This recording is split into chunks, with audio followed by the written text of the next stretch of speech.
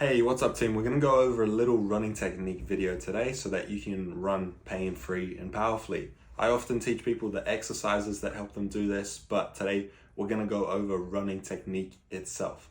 So low back pain is very common while running, and this video in particular is just going to cover a little bit of why that happens. So what we're actually talking about today is head over foot locomotion. So during our walking, during our running, during our sprinting, our head is designed to shift from side to side. So any single leg movement is basically, in order for you to be balanced during single leg movement, your head must be landing on top of one foot or the other. So if you want to try this right now, stand on one foot, but try to leave your head in the middle of your feet. You'll notice you don't have balance here. In order to have balance, your head has to be stacked on top of the foot that's on the ground.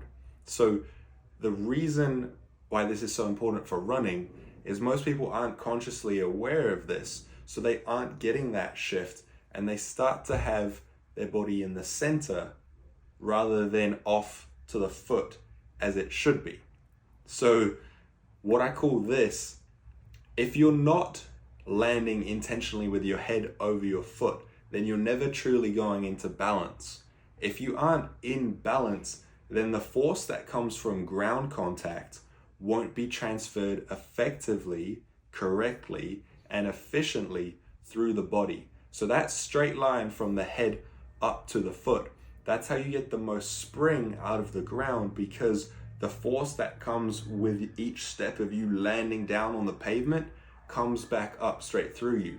But if you're not accurately landing on top of your foot each time, you're kind of just falling over into each step. And that's when the force starts to cause issues, and it actually goes the wrong ways through the body. It starts to shoot out rather than effectively up and down. The force that you land with should spring you back up.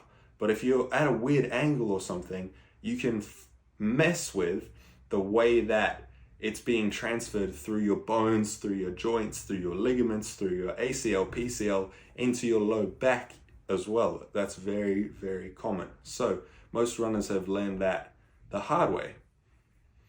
We have something called, I'll get into this in the next video coming up, called the spinal engine. But essentially, we evolved from, the spine evolved from many different types of movers, and we have this rotational coiling naturally built into our spine. The curves, the side bending, the rotation, we're designed to use all of that. When we don't, we're very poor movers. When we do, we're very efficient. So lots of people's running pain comes from the fact that we have been unconditioned out of our natural way of moving. Next up is a little video where I explain a drill that you can use to start to understand this head over foot movement a little bit more for yourself. Here's the head over foot running drill in order to get you. Here's the head over foot movement drill in order to get you running with your head over your foot.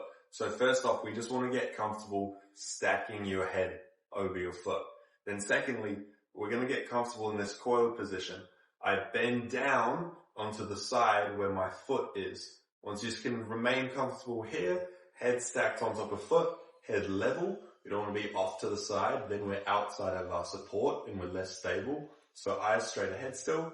We're going to take a step out to 45 degrees, place the foot down, tuck into this side, lift the foot up, and we'll be nice and stable here as well. So the emphasis, we tuck in, we stack over one foot, we stack over the other foot as well. Boom, boom, we're dropping.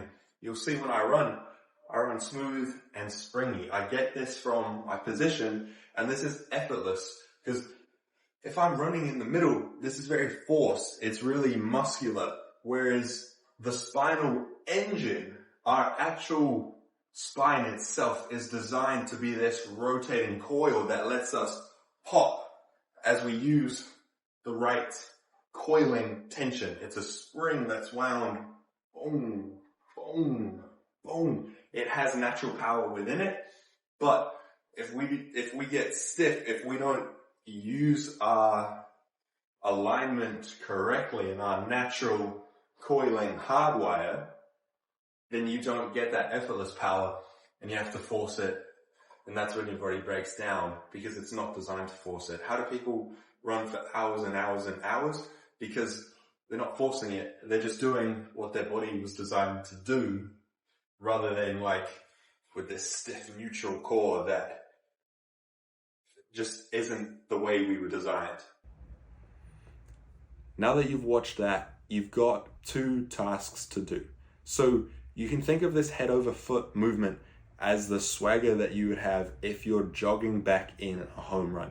You just hit a home run and you've got a strut going on.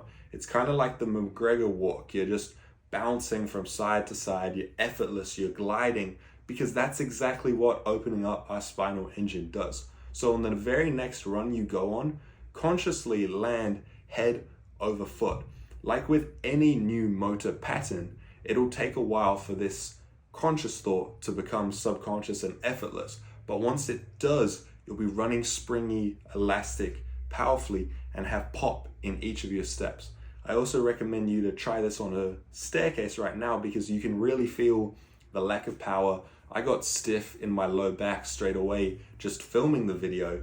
You can really feel what staying centered forces your body to do. It forces your body to overcompensate, work the wrong muscles, and it just feels gross. Whereas head over foot, it's hard to resist. It's the natural way to do it. So hope this was helpful today, guys. Go dive in, give it a shot. Let me know what you think. Am I full of shit? Do you love it?